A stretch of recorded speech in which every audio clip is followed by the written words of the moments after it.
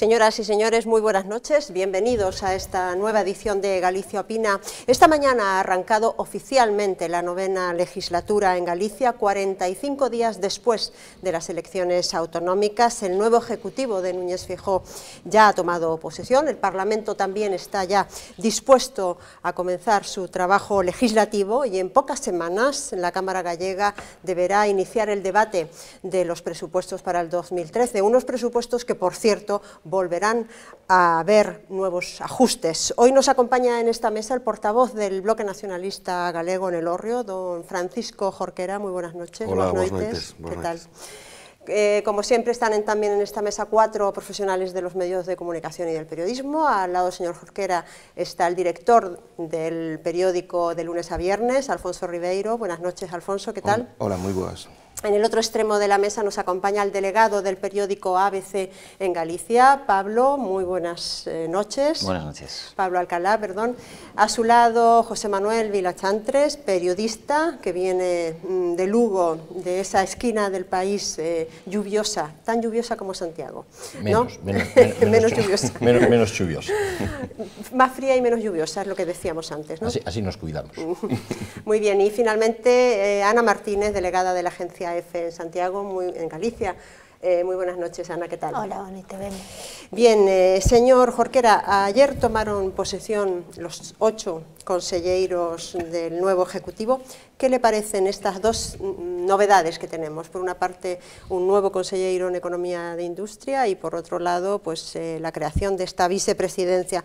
¿Cuál es la opinión de este nuevo gobierno? Creo que, en primer lugar, é chamativo que nada máis que haxa estas novidades, que o señor Feijóo aposte por renovar prácticamente todo o seu equipo, ca única sustitución do señor Guerra na Consellería de Industria e elevando a Alfonso Rueda tamén a condición de vicepresidente do goberno, co cal creo que é evidente que aposta polo total e absoluto continuismo, por non introducir ninguna rectificación nas súas políticas, e desde o punto de vista do BNG, por suposto, mau. Por poñer un exemplo, o señor Feijóo adicou unha parte importante da súa intervención no debate de investidura a comprometerse a que nesta legislatura faría unha aposta tamén polo crecemento, aínda que logo iso só se sustanciou no compromiso de crear un fondo para o crecemento, que non sabemos nin que dotación vai ter, nin que prioridades de inversión vai ter.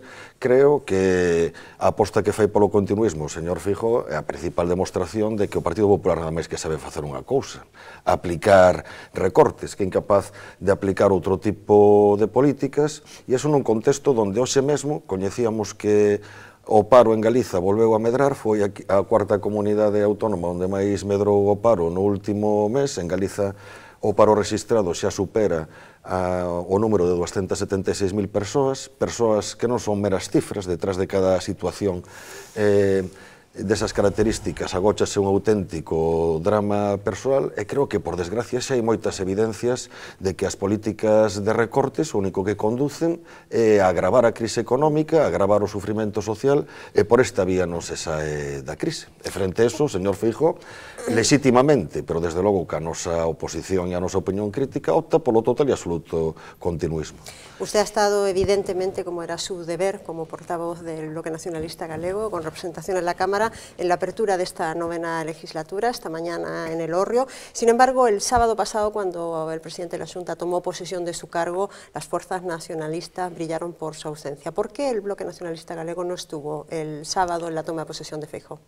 A sociedade galega deulle un mandato ao BNG, ser forza de oposición, exercer unha oposición firme, contundente ao Partido Popular, oposición que demais imos acompañar de propostas alternativas, que demostren que o discurso do Partido Popular é falso, que son posibles outras políticas, son posibles outras alternativas que teñan en conta os intereses das maiorías sociais e que realmente sirvan para sair da crise económica, e, polo tanto, eu, como portavoz do BNG no no Parlamento Galego, ainda sigo pola vella, o que me vou dedicar a corpo e alma é esa tarefa, a tarefa de exercer un labor de oposición eficaz ao Partido Popular, de procurar Pero el hecho de estar el sábado tampouco ser a voz da impedía rúa eso, ¿no? no Parlamento galego e de levar tamén as cuestións que se debaten no Parlamento galego á rúa. Eu creo que é iso que demanda a sociedade do BNG, non que gaste o tempo en actos meramente protocolarios. Como dixen antes, equivocamente, eu fui un portavoz do BNG no Congreso dos Diputados durante 6 anos. Pese as evidentes diferencias que tiña o BNG cos sucesivos gobernos centrais, sempre mantiven capacidade de interlocución cos representantes dos outros grupos parlamentares, cos representantes do goberno, porque é necesario tamén que exista un diálogo, ainda que sexa desde posicións políticas distintas, pero nunca fun a toma de posición de ningún presidente do goberno e ningún ministro, e a ninguén lle resultou raro, porque entendo que debo de priorizar outras tarefas no meu traballo antes que asistir a actos protocolarios. Bien. Usted habla de diálogo. ¿Esta ausencia también significa de alguna manera que ustedes rechazan la oferta hecha por el presidente de la Xunta de un pacto, concretamente en torno a ese fondo de crecimiento del que hablaba el presidente en su discurso de investidura? Pero o discurso do señor Feijóo foi total e absolutamente continuista. Non sempre estamos dispostos a dialogar, pero calquer acordo terá que fundamentarse en coincidencias nas políticas que son necesarias para atender as necesidades do país, para atender as necesidades da sociedade. E nós creemos firmemente de que as políticas polas que aposta o Partido Popular o que están levando o país á ruína, están provocando cada vez máis empobrecemento social e máis injusticia social. En canto ás propostas que anunciou o señor Feijóo, cando as presente no Parlamento, veremos os seus contidos concretos, o BNG formulará propostas alternativas e debatindo sobre propostas concretas, veremos se hai posibilidades en algunha desas cuestións de chegar a acordos. Pero creo que é evidente que o proxecto que representa o Partido Popular e os intereses que representa o Partido Popular están nas antípodas do proxecto e dos intereses que defende o Bloque Nacionalista Galego. Bien, pero non hai unha negativa en firme a esa oferta de pacto. Vamos ver, nós temos moi malas experiencias a respeito de pactos co Partido Popular, ainda que fosen acordos puntuais. Eu vou poñer un exemplo. Tamén tienen mala experiencia con el Partido Socialista, se me permite. Non, pero eu estou a falar do Parlamento Galego e estou a falar de acordos en temas puntuais. Por poñer un exemplo, na pasada legislatura, o Bloque Nacionalista Galego apresentou no Parlamento Galego unha proposición de lei de reforma da Lei de Caixas de Galicia. Ao final chegouse un acordo entre o BNG, o Partido Popular, acordo que tivo ademais o apoio de todos os axentes sociais de Galicia.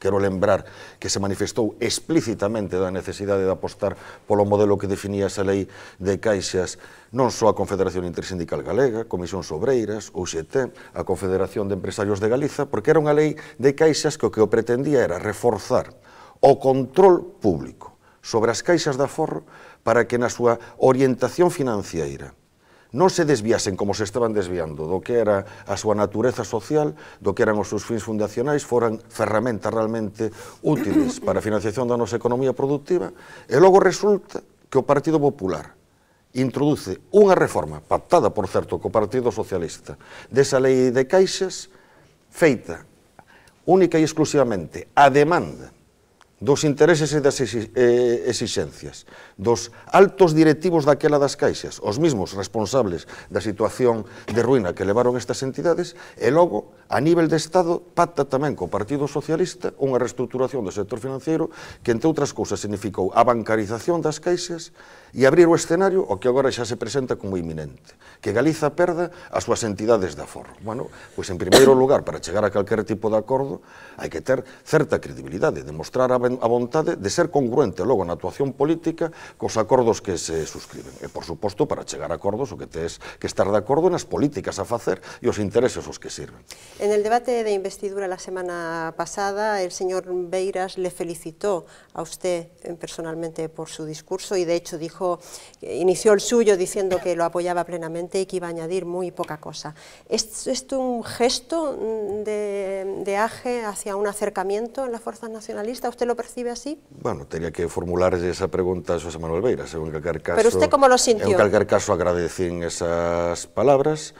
E, de feito, cando acabou a intervención Xosé Manuel Beiras, eu non tive a oportunidade de facelo desde a tribuna como fixo el, dado que, pola orde establecida, eu era o primeiro a intervir, tamén cando Xosé Manuel Beiras marchaba ao seu escano, pedinlle que parase un segundiño para felicitalo tamén pola súa intervención. Eu creo que o marxe das diferencias políticas, estou total e absolutamente convencido que moitos temas, agora non simplemente de opoñernos ás políticas que impulse desde a Xunta de Galicia o Partido Popular, senón a hora de defender alternativas a esas políticas, vai haber moita coincidencia entre o BNG e AGE, e o BNG ten a vontade de ter unha relación fluida, total e absolutamente normal con este grupo parlamentar. En ese sentido, o único que podo expresar é o meu agradecemento por ese xesto que tivo Xosé Manuel Beiras. Fuera de la Cámara, ¿han tenido ustedes ya contactos? Bueno, todos os contactos que tive nos últimos tempos foron dentro da Cámara, non necesariamente no hemiciclo, porque o traballo parlamentar non é única e exclusivamente o que se visibiliza a través dunha intervención parlamentar. Os portaveces dos distintos grupos parlamentares, pois, teñen unha relación fluida, dialogan sobre moitos temas e tamén o teño feito con Xosé Manuel Beiras, por suposto. Me refiero a ejecutiva. No, todavía no. Non, pero hai que darlle tempo ao tempo. Bien, abrimos unha ronda de preguntas a mis colegas, si le parece. Alfonso, adelante. Sí, eu preguntaba antes, fora de cámara, que cambios estaba a notar entre o Parlamento, vostede que ven do Parlamento do Congreso dos Deputados, do Parlamento Español, o Parlamento Galego, que cambios así nota de repente? Sí, eu sin pretender facer unha broma, único que puiden constatar de momento é que un hemiciclo moito máis pequeno. Por qué? Porque o único debate real que houve de momento, dado que estamos aínda na fase inicial da legislatura, foi o debate de investidura. O resto das sesións, tanto do Pleno do Parlamento como das comisións, foron simplemente para a toma de posesión dos diputados, para a constitución das comisións. Hoxe foi a apertura solene da legislatura, polo tanto, como estamos na fase de arranque, o Parlamento non ten aínda o ritmo de traballo normal e, polo tanto, non teño aínda elementos de experiencia suficiente para establecer ese contraste entre ambas cámaras. Sí que hai unha cousa que me sorprendeu, e o digo con toda sinceridade, pois a importancia que lle dá o Grupo Popular, por exemplo, o feito de que a respecto da legislatura pasada, agora hai 4 grupos parlamentares e non 3, pois agora a veces, non sempre, pero a veces, a hora de poñerse cicateros sobre cuestións de reparto de tempos, de cupos de iniciativas por grupo. Por que digo eso? Porque veño dunha Cámara, como é o Congreso dos Deputados, con unha conformación moitísimo máis plural e onde non había ningún problema para que calquer grupo parlamentar tivese unha cuota de iniciativas políticas suficientes para desenvolver o seu traballo parlamentar con normalidade, porque ademais eu creo que é bo, sobre todo en tempos donde hai certa crise de legitimación das institucións democráticas, que os parlamentos reflitan a pluralidade social real existente na nosa sociedade e a pluralidade política, e os grupos parlamentares podan desenvolver plenamente o seu traballo parlamentar de fiscalización, de control ao goberno, de impulso, de presentación de alternativas. En ese sentido, pois ninguén debería de sentirse alarmado pois polo feito de que agora somos máis grupos parlamentares e se necesita pois dispor de máis tempo pois para os debates e a substanciación das distintas iniciativas. Pero insisto, en calquer caso sería o único comentario que se me ocurre facer, porque aínda é moi pouca experiencia acumulada como para poder facer o maior grau de contraste. Volvendo un pouco ao que apuntaba antes Carla, houve críticas en varios medios, non só por non asistir a toma de posesión, sino sobre todo porque despois da investidura ningún dos grupos da oposición foi saudar a Núñez Feijóo, cando teño entendido que vostede sí foi felicitar a Rajoy cando foi investido presidente en Madrid, non? Ben, vamos a ver, pero simplemente considerei que ese non era o momento oportuno, por moito de que recoñeza que o señor Feijóo tivo o aval das urnas para ser investido presidente. En primeiro lugar, eu non me alegro de que o presidente da Xunta de Galiza sexa Núñez Feijóo. E en política hai que tamén atinar nos xestos. E falo con total e absoluta sinceridade. Nun debate onde creo que se constatou o distanciamento total e absoluto entre a obsesión do señor Feijóo por seguir facendo do eixo conductor das súas políticas, as políticas de recortes, a súa total e absoluto distanciamento a aspectos que son básicos para asegurar o benestar da nosa sociedade, que foron postos sobre a mesa pois polos distintos portavoces dos grupos parlamentares da oposición, pois sinceramente, nun debate desas características, de onde quedou constatado esa distancia política tan grande que existe entre o BNG e o Grupo Popular, pois eu non quería que a foto do día seguinte fose que un apretón de mans entre o señor Feijóo e eu, porque eso podía conducir a equívocos, por moito que toda persoa que me coñeza sabe que eu sempre diferenciei total e absolutamente as diferencias políticas de manter unha corrección, unha cortesía no personal e un respeto no persoal, porque creo que sería un rasgo de inmadurez e de falta de confianza nas miñas propias conviccións políticas pola miña parte, trasladar o eido da falta de respeto persoal o que son profundas diferencias políticas. Pero en política tamén hai que saber medir os xestos. E, desde logo, eu non quería que se interpretase que a foto dese debate fose un apretón de mans entre o señor Feijóo, en este caso concreto, pois a miña persoa, cando quedou tan en evidencia no debate un distanciamento de posicións tan grandes. Se me permiten os compañeiros, unha brevísima pregunta. Acaban de celebrarse eleccións nas 3 comunidades históricas. Por que o nacionalismo aquí ten máis dificultades para conectar coa sociedade que en Cataluña ou o País Vasco, onde houve uns resultados mellores para...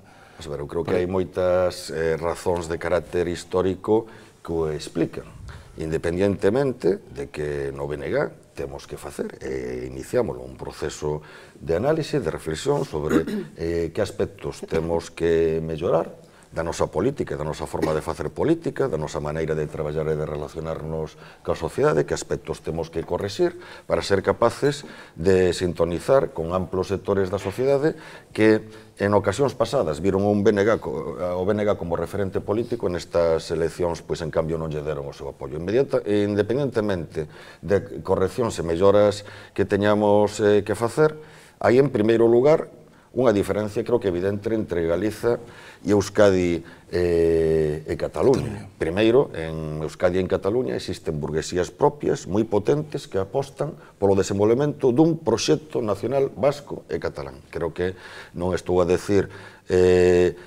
nada novedoso se digo que a burguesía galega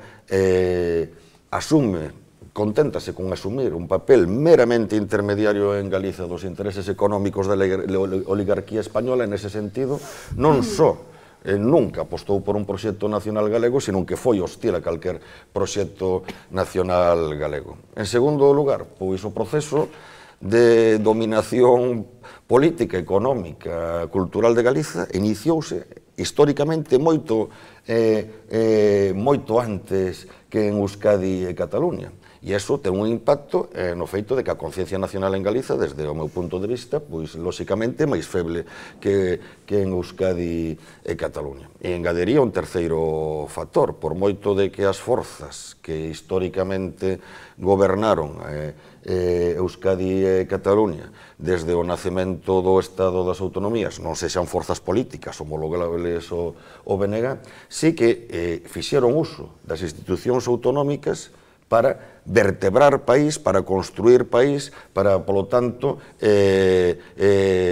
apostar por un proxecto nacional. Creo que en Galiza non, a Xunta de Galiza moitas veces foi utilizada por parte do Partido Popular nunha dirección exactamente contraria a que emana do Estatuto de Autonomía, e iso tamén ten un impacto na conformación dos estados de conciencia e de opinión social. Pero independentemente deso, insisto, pois, lóxicamente, o BNG que ten que preguntarse e temos que analizar colectivamente entre todos en que aspectos temos que mellorar, que aspectos temos que correxir da nosa política, do noso xeito de facer política, para que cada vez máis sectores sociais vexan no BNG un referente. Pablo, adelante. Precisamente estas reflexiones se daban a conocer hoy en un documento titulado Construyendo Futuro, futuro del nacionalismo y del propio BNG, en el cual, entre otras razones, para la pérdida de apoyos electorales se citaba a los medios de comunicación, el poco apoyo de los medios y la voluntad, dicen ustedes en el documento, de que los medios, la voluntad de los medios de que permaneciese el PP en el poder. el neoliberalismo asentado y también que el BNG había sido percibido como un partido más del paisaje político de los grandes partidos estatales. Yo echo de menos en esta reflexión, no se nombra en absoluto a la entrada de Alternativa Galega de Esquerdas. Usted está haciendo una especie de reconciliación anunciada con Beiras y con Alternativa Galega. ¿No cree que esto acabará diluyendo más el proyecto político del BNG y conseguirá encumbrar a Alternativa Galega de Esquerdas dentro del Parlamento gallego? Os ver, eu non estou anunciando aquí ninguna reconciliación, simplemente... Está usted haciendo guiños?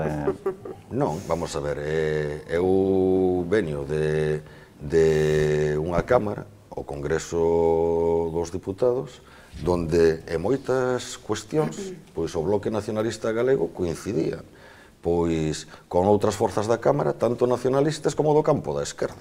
Tiñamos posicións coincidentes, incluso, en máis dunha ocasión, eso se sustanciou na presentación de iniciativas conxuntas. E eso en ningún momento significou que o BNG perdese a súa identidade política propia e a súa capacidade de iniciativa política. E creo, sinceramente, que cometeríamos un erro como BNG, sino un escenario cunha maioría parlamentaria aplastante do Partido Popular e cunhas políticas do Partido Popular que nós podemos estar equivocados, pero a nosa valoración consideramos que son totalmente erróneas para enfrentar a crise económica e ademais son inxustas desde o punto de vista social e conducen á ruína do país, pois se nos estivéssemos obsesionados por competir con outras forzas da oposición en vez de por ser nós unha oposición útil ao Partido Popular e intentar construir desde o que nós somos, desde o nacionalismo galego, unha alternativa ao Partido Popular. Creo que nos confundiríamos se nos descentrásemos de cal debe de ser o eixo de debate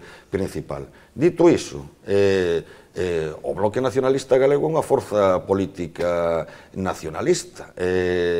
No grupo parlamentar da Alternativa Galega de Esquerda hai unha forza, a Nova, que se define como nacionalista, hai outra forza que é Izquierda Unida, que ten 5 dos 9 diputados dese grupo parlamentar, co que temos moitas coincidencias a hora de analizar as políticas económicas e sociais a facer, pero que temos profundas discrepancias a respeito do modelo de Estado, e sobre todo para o BNG é fundamental nun contexto onde o Estado español está en revisión, onde estamos total e absolutamente convencidos de que o Estado español se adecúa ao seu carácter de base realmente plurinacional ou é un Estado inviable, pois nun contexto onde, ademais, ese debate vai estar no primeiro plano nos vindeiros anos, pois para o BNG é fundamental nese contexto apostar por forzas políticas propias capaces de impulsar en Galiza un proceso de construción nacional que permita que Galiza tamén participe con voz propia nese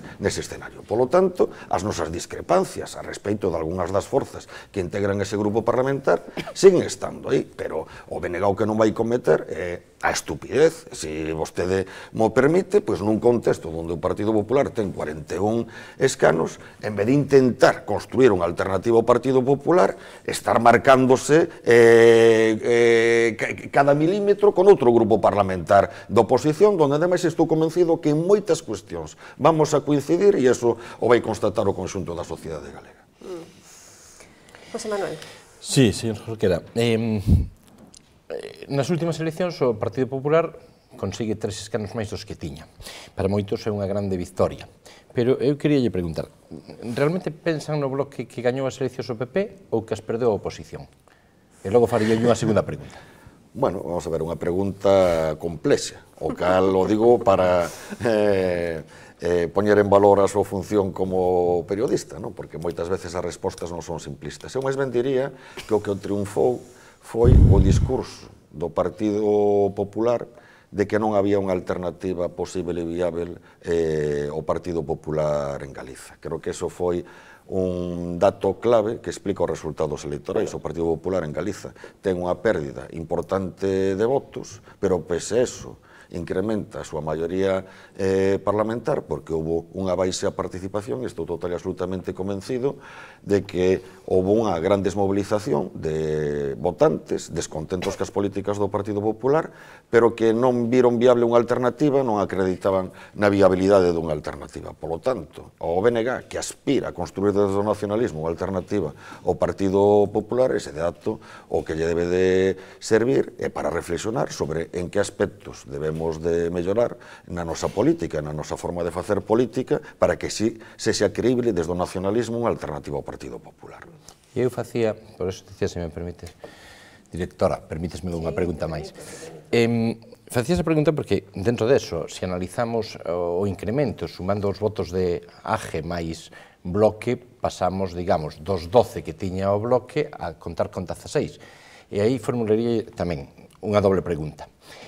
Realmente, a perda de votos do PSOE, facendo un análisis simplista, foi clave para que o PP alcanzase esa maioría tan exagerada, é dicir, respecto ás anteriores.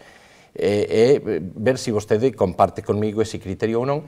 E segundo, dos votos de AG, fai un momento vostede decía que Izquierda Unida ten 5 escanos dos 9 que conforma a formación, pero fixeron algún estudo no Bloque para saber aproximadamente cantos votos nacionalistas se foron a AG e cantos poden provir da Izquierda Unida ou da Izquierda? Non, un estudo cuantitativo ainda non fixemos. A miña percepción é que dos votos que perdeu o BNG aproximadamente, pois a mitade puideron ir a AG e a outra mitade abstiveronse. Creo que o BNG castigou no particularmente a abstención. E, polo tanto, creo que o resultado global ten que ver con un escenario onde a imensa maioría dos votantes consideraban que a victoria do Partido Popular estaba dictada, e, polo tanto, máis que votar para facer viável unha alternativa ao Partido Popular, o que votaron foi como expresión dun voto de castigo ao Partido Popular, unha forza que fixese unha política de oposición dura ao Partido Popular. Creo que os resultados electorais se entenden nesa clave. En ese sentido, sin ningún tipo de autocomplacencia, eu creo que o BNG, na pasada legislatura, fixo unha oposición moi firme, moi contundente, moi rigurosa políticamente ao Partido Popular, pero posiblemente esa eficacia do BNG como forza opositora non fose percibida por amplos sectores da sociedade porque os sucesivos conflitos, problemas internos que tivo o BNG e que, por desgracia para nós, ocuparon boa parte da legislatura pasada, opacaron ese traballo ante a sociedade galega. En ese sentido, unha forza política que era percibida como nova, cun candidato como Beiras, que é unha persoa que ten unha extraordinaria capacidade de escenificar, pois beneficiouse dese contexto, donde creo que amplísimos sectores da sociedade pensaban que o Partido Popular tiña gañadas as eleccións de todas a todas e, polo tanto, buscaron alguén que confrontase co Partido Popular no Parlamento. E creo que no BNG partíamos do hándicap de que o noso traballo de oposición quedou, insisto, pois opacado polo feito de que o BNG moitas veces na legislatura pasada foi noticia polos nosos problemas, os nosos conflitos internos e non polo traballo tan riguroso que fixemos no Parlamento. Creo que esos son aspectos que explican en certa medida os resultados electorais. Ana, los últimos serán los primeros, ¿eh? O sea, vale, tamén teño dúas preguntas que se non das me envexa. Moi bien, adelante. Dentro de esa necesidade de forzas políticas propias que mencionaba e tendo en conta que logo das eleccións o BNG conserva os seus afiliados e incluso hai algunha alta, vería factible unha plataforma que agrupase, na que estivese o Bloque, a Nova e incluso Compromiso por Galicia co tempo? Vamos a ver, en primeiro lugar, son enormemente respeitoso cos procesos internos dos que nos temos dotado no BNG. No BNG acabamos de abrir un proceso de análise, de reflexión, de feito ese documento o que vostede fixo alusión, é simplemente unha guía para o debate, non é un documento que en absoluto fixe xa conclusións definitivas, e, polo tanto, nun momento onde o máis importante que se expresen os nosos militantes e simpatizantes, eu non quero emitir ninguna opinión que pareza que pode ser interpretada como condicionar algo que ten que ser fruto dunha reflexión colectiva. Por unha banda, quero facer esa acotación. Por outra banda, creo que en política, como na vida, hai que darlle tempo ao tempo. Dito iso, bueno, creo que, aínda que sexamos organizacións distintas, hai moitos campos de actuación política e de intervención social donde pode haber unha cooperación. En ese sentido, pois creo que a disposición por parte da maioría dos militantes do BNG é total e absoluta, se esa cooperación é para avanzar, por exemplo, en aspectos tan esenciais para o nacionalismo galego como que Galiza teña dereito a decidir, e para avanzar, ora defender políticas alternativas ás políticas que practica o Partido Popular. E no que dicía de que a burguesía galega é máis refractaria que a catalana ou a vasca a ese proxecto de construcción nacional, agardaban o resultado das eleccións catalanas e se a respecto a Caixa consideran que unha vez nacionalizada sigue sendo galega? Vamos ver, con respecto ás eleccións catalanas, eu creo que en primeiro lugar hai unha maioría clara da sociedade catalana, e iso ten o seu reflexo na conformación do Parlamento de Cataluña, que apostou por opcións políticas soberanistas, claramente soberanistas.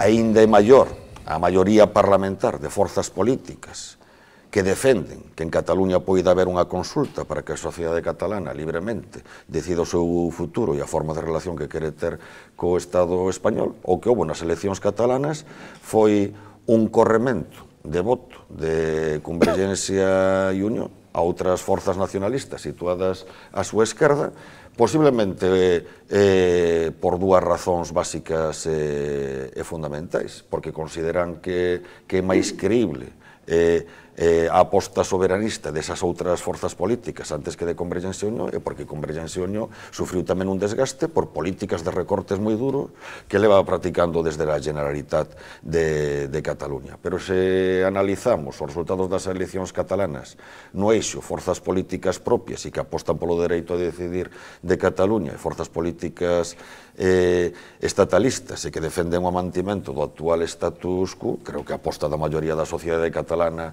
a prol do dereito a decidir quedou perfectamente demostrado nas eleccións que se veñen de celebrar. E polo que respecta a Nova Galicia Banco,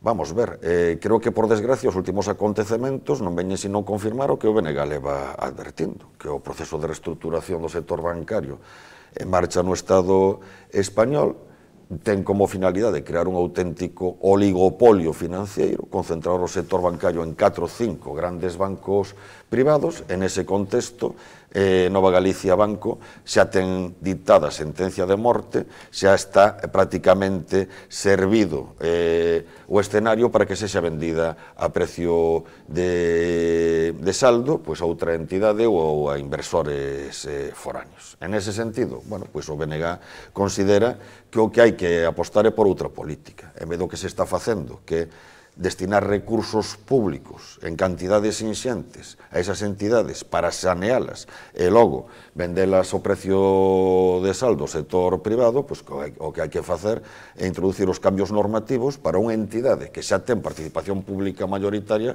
que se transforme nun banco público galego. Señor Jorquera, una última pregunta. Usted ha hecho referencia ya en varias ocasiones a ese proceso de reflexión en el que están ustedes inmersos. Se supone que de aquí al verano ese proceso debe concluir en una Asamblea Nacional, que debe también elegir un nuevo portavoz nacional. ¿Tenemos ya fecha para esa Asamblea? Non, en calquer caso, como vostede moi ben dixo, a previsión é que sexa antes do verán, pero esa asamblea ainda non está convocada formalmente, polo tanto non hai un calendario aprobado polos órgãos de dirección do BNG.